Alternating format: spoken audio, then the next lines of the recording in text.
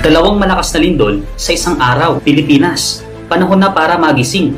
Noong October 10, isang napakalakas na 7.4 magnitude na lindol ang yumanig sa lalawigan ng Davao. Pagkatapos nito, isa pang malakas na 6.9 magnitude na lindol ang sumunod.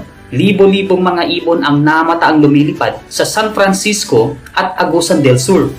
Maraming eksperto at mga propeta ang nagbabala na ang 400 years old na trend sa ilalim ng dagat ay muling naging aktibo at maaaring harapin ng Pilipinas ang mas malalaking sakuna, ang tinatawag na The Big One. Halos 300,000 katao ang maaaring malagay sa matinding panganib ng kamatayan. Mga kapatid, ang mga sakunang ito ba sa Pilipinas ay nagkataon nga lang ba? O ang Diyos ba ay nagpapadala sa atin ng huling babala? Naalala mo ba ang Sodoma at Ninive? Parehong makasalanang mga lungsod ang mga ito. Ang isa ay nilipol ng apoy mula sa langit dahil sa paghihimagsik at ang isa ay pinatawad at naligtas dahil sa pagsisisi. Ngayon, ang Pilipinas ay puno rin ng karahasan, korupsyon, imoralidad at kasakiman.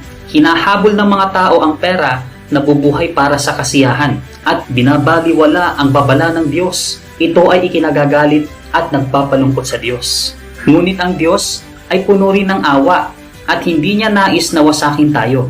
Patuloy pa rin siyang nagbibigay ng huling babala. Sabi ng Diyos, ibig sabihin nito na ang masamang pag-uugali ng tao ang nagdudulot ng puot ng Diyos, samantalang ang awa at pagpaparaya ng Diyos ay ipinagkakaloob sa mga nakikinig sa Diyos at tunay na nagsisisi sa harap niya, sa mga makatatalikod sa kanilang masasamang gawi at makakabitiw sa karahasan sa kanilang mga kamay.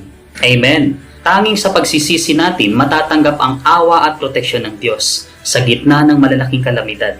Mga kapatid, may pag-asa pa. Handa ka bang magbalik loob sa Diyos? Inaanyayahan ka naming sumali sa aming libreng fellowship. Magsisi tayo at ipanalangin ang Pilipinas. I-like at i-follow mo ako at ibabahagi ko pa sa iyo ang mga katotohanan tungkol sa pagsisisi.